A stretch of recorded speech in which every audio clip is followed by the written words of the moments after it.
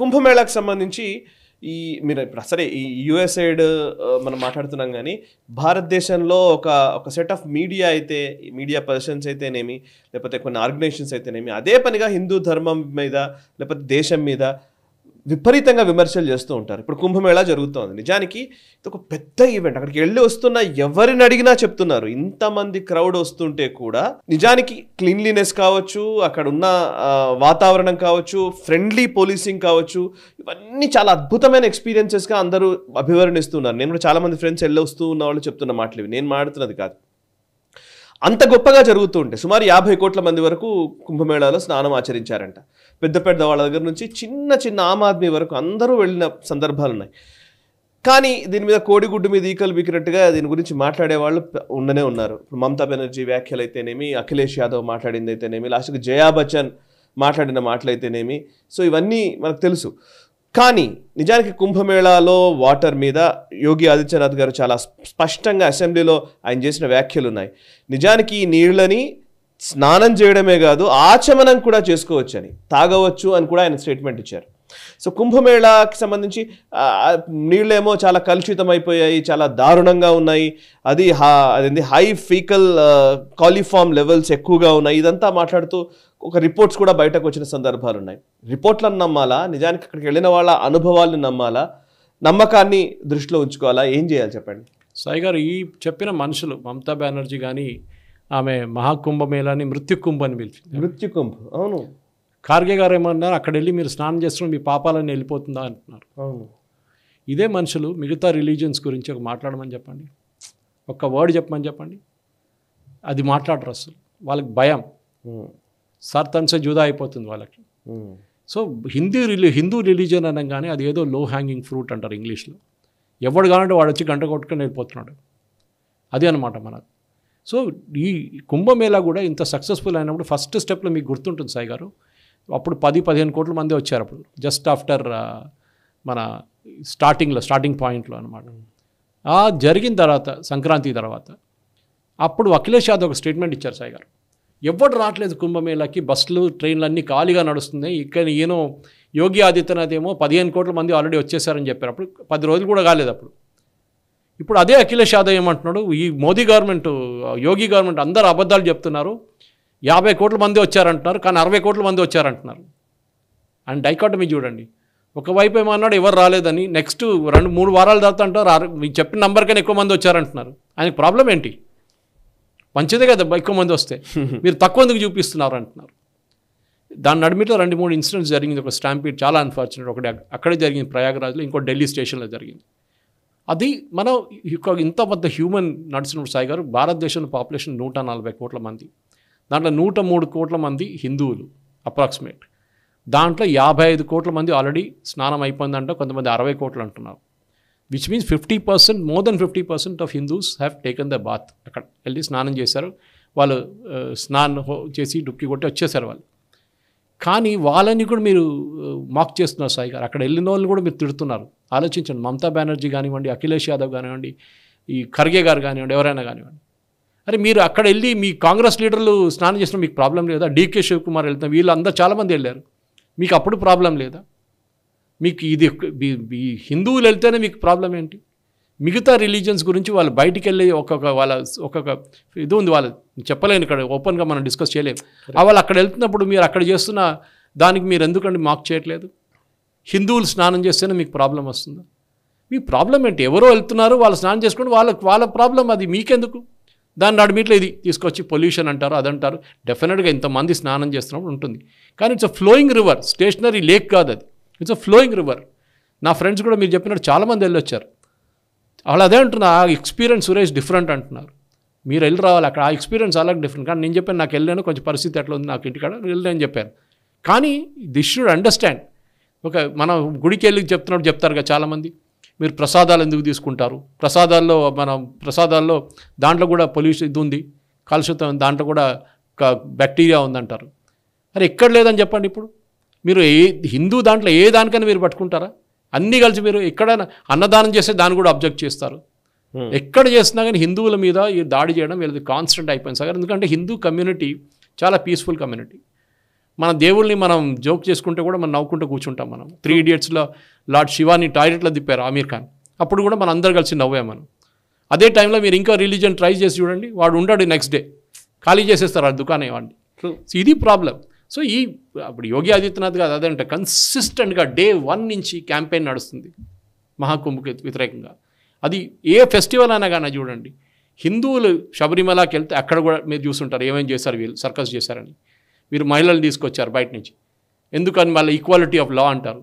మళ్ళీ అన్ని ప్లేసెస్లో ఈక్వాలిటీ పెట్టండి మీరు, అదెందుకు చేయట్లేదు మీరు? మా హిందువులే దొరికామా మాకు ఈక్వాలిటీ కోసం? సో సాయి గారు ఇది హిందువులకు కూడా బ్లేమ్ సాయి గారు దీనికి. మనం ఏంటంటే మనం మీలాంటి నాలాంటి వాళ్ళు కూర్చొని డిబేట్ చేసుకుంటారు, మాట్లాడతారు. కానీ ఈ పొలిటీషియన్స్ రేపు ఓటు కోసం వస్తారు కదా సాయి గారు. నేను అదే చెప్పాను, భారతదేశంలో 100 కోట్ల మంది ఓటర్లు ఉన్నారు సాయి గారు. 70% యావరేజ్ ఓటింగ్ ఉంటుంది, అంటే 70 కోట్ల మంది.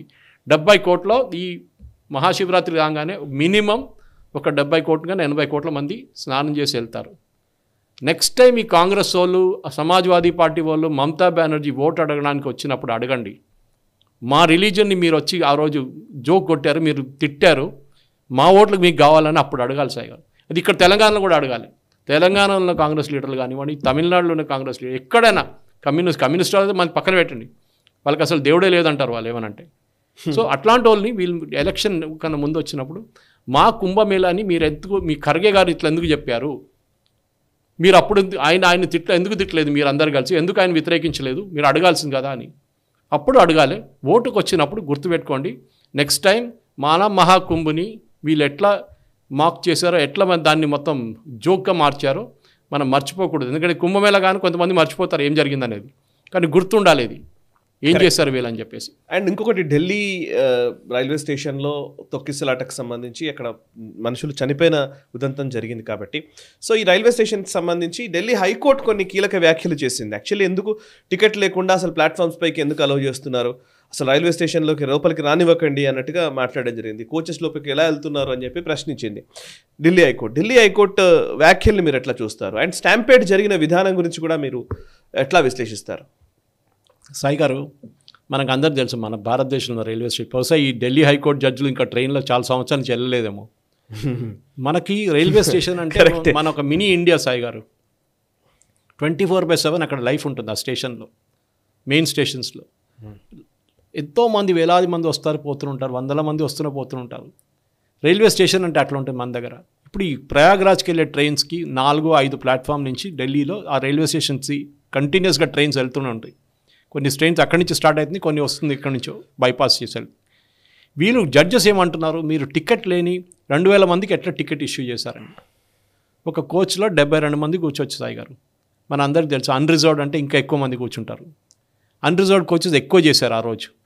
అట్లా అంటే ఆ ప్లాట్ఫామ్ మీద ఒక్కొక్క ట్రైన్లో మినిమం మీరు 770 తీసుకోండి, 100 మంది తీసుకోండి, 3 కోచ్లు అంటే 4 కోచ్లు అంటే 400 మంది పెట్టుకుందాం సాయి గారు.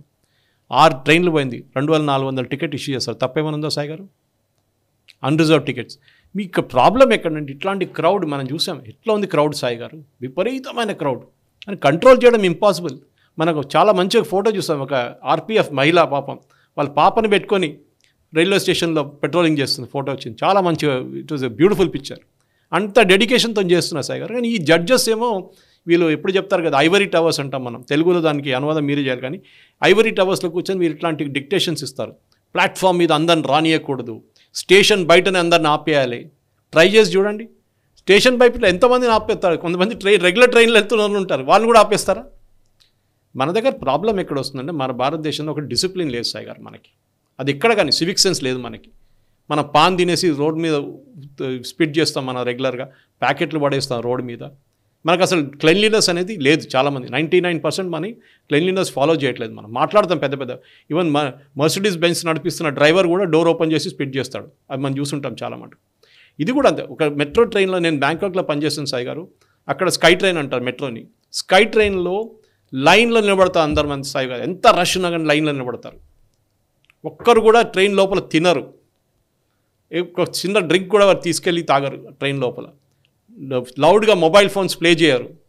అంత డిసిప్లిన్ మెయింటైన్ చేస్తారు వాళ్ళు. మన దగ్గర ఎందుకు లేదు సాయి గారు ఇది? నేను సిక్కింకి వెళ్ళాను సాయి గారు, ఇప్పుడు 2016లో వెళ్ళాను. అక్కడ ఒక్కరొకరిని ఓవర్టేక్ చేయరు సాయి గారు. ట్రాఫిక్ జామ్ ఒక వైపు నుంచి ఫుల్ జామ్ ఉంటే కూడా అందరు అదే లైన్ పక్కనే ఉంటారు, ఆ లైన్ క్రాస్ చేసి వెళ్ళరు.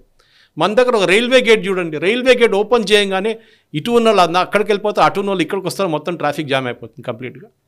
మన దగ్గర ఒక మ్యాటర్ ఆఫ్ రైట్ అనమాట. ఇండిసిప్లిన్ అనేది మన దాంట్లో రోడ్ మీద ఎక్కువగా అనిపిస్తుంది సాయి గారు, అన్నిటికంటే ఎక్కువ. మీరు ఎంత ఎడ్యుకేటెడ్ ఫెలో అయినా కానీ ఆ బిహేవియర్ రోడ్ మీద ఉండి చూడండి, అసలు you should be ashamed of your self. ఏమనంటే నాకేదో పని ఉంది నేను ఇలా లేదు. ఎంతమంది అండి ఇది రెడ్ లైట్ జంప్ చేయడం చాలా కామన్ మన దగ్గర, స్టాప్ లైన్ కన్నా క్రాస్ చేసి ముందు వెళ్ళడం. ఈ డిసిప్లిన్ లేనప్పుడు రైల్వే స్టేషన్లు కూడా అదే అవుతుంది సాయి గారు. మేము చూసాం మన రాళ్ళతో ట్రైన్ ఎరగొట్టడం, ఏసీ కంపార్ట్మెంట్ విండోస్ ఎరగొట్టడం. అది కాకుండా ఇంజిన్ లోపల వెళ్ళి కూర్చున్నారు 30 మంది. ఆలోచించారు, లాస్ట్లో పోలీసు వాళ్ళు గుంజి బయటికి తీశారు వాళ్ళందరినీ. మనతో డిసిప్లిన్ లేదు. ఎస్ మీకు అందరికి కుంభకి వెళ్ళాలి, ఎన్ని ట్రైన్లు నడిపిస్తారు? ఒక రైల్వే ట్రాక్ మీద ఒక ట్రైన్ వెనుక ఒక ట్రైన్ 3 నిమిషాలకు నడుస్తుంది. ఇప్పుడు 3 నిమిషాలు ఆలోచించండి, accident can happen any time. అంత లోడ్ ఉన్నప్పుడు మీరు కూడా ఆలోచించాలి. ఓకే ఫైన్, ఇప్పుడు కుంభమేళా జరుగుతుంది, ప్లానింగ్తో వెళ్ళాలి, ముందే ప్లాన్ చేసుకోవాలి. ఇది లాస్ట్ మినిట్ ప్లానింగ్లో ఎవడు కావాలంటే వాడు వెళ్ళి చెక్ చేస్తున్నాడు. రిలీజియన్ కరెక్టే, మన బిలీఫ్ కూడా కరెక్టే సాయి గారు. కొన్ని రోజులు చాలా ఆస్పీషియస్ ఉంటుంది స్నానం చేయడానికి, మంచిదే. కానీ డిసిప్లిన్ లేకుండా ఏ హైకోర్టు కానీ ఏ సుప్రీంకోర్టు కానీ ఏం చేయలేరు. మనమే నేర్చుకోవాలి. ఇప్పుడు ఇది అయిపోయిన తర్వాత మర్చిపోతాం కుంభమేళా గురించి, కానీ మళ్ళీ అదే బిహేవియర్ మీకు రైల్వే స్టేషన్లో మళ్ళీ కనిపిస్తుంది. ట్రైన్ రాగానే ఈవెన్ రిజర్వ్డ్ కోచ్లో కూడా దుంకేస్తారు అందరికి వెళ్ళిపోయి, ఏదో ట్రైన్ అప్పుడే వెళ్ళిపోతుంది. ఎందుకంటే మన ఫ్లైట్లో దిగుతున్నప్పుడు చూస్తుంటారు సార్, ఇంత చదువుకున్న వాళ్ళు మనిషి ఫ్లైట్ ల్యాండ్ కాగానే మన దాంట్లో కొంతమంది వేసి నిలబడతారు. ఈవెన్ పార్కింగ్ బ్రేక్ రాలేదు దానికన్నా ముందు మళ్ళీ ఎయిర్ హోస్టెస్ వెనక నుంచి అనౌన్స్ చేస్తూనే ఉంటుంది, ప్లీజ్ కూర్చోండి అని చెప్పేసి. ఏదో ఫ్లైట్ వెళ్ళిపోతుందేమో నన్ను ఇడిచేసాను, అంత భయం వీళ్ళకి. నాకు అర్థం కాదు ఇది. వై ఇస్ దిస్ యాటిట్యూడ్ ఇండియన్స్కి? చదువుకున్న వాళ్ళు మీరు చదువు లేని వాళ్ళని బ్లేమ్ చేయకూడదు, చదువు ఉన్నోడు ఇట్లా బిహేవ్ చేస్తాడు. ఫ్లైట్ ల్యాండ్ కాగానే ఏదో నన్ను ఇడిచేసి వెళ్ళిపోతారేమో ప్లేన్ అని చెప్పి ఆ భయంతో. సో ఈ యాక్సిడెంట్స్ అనేది ఇట్లాంటి ట్రాజడీస్ జరుగుతుంది సాయి గారు. It will keep happening till we have discipline. Discipline లేనప్పుడు అంతే, మాట్లాడడంలో అంతా చాలా బాగుంటుంది.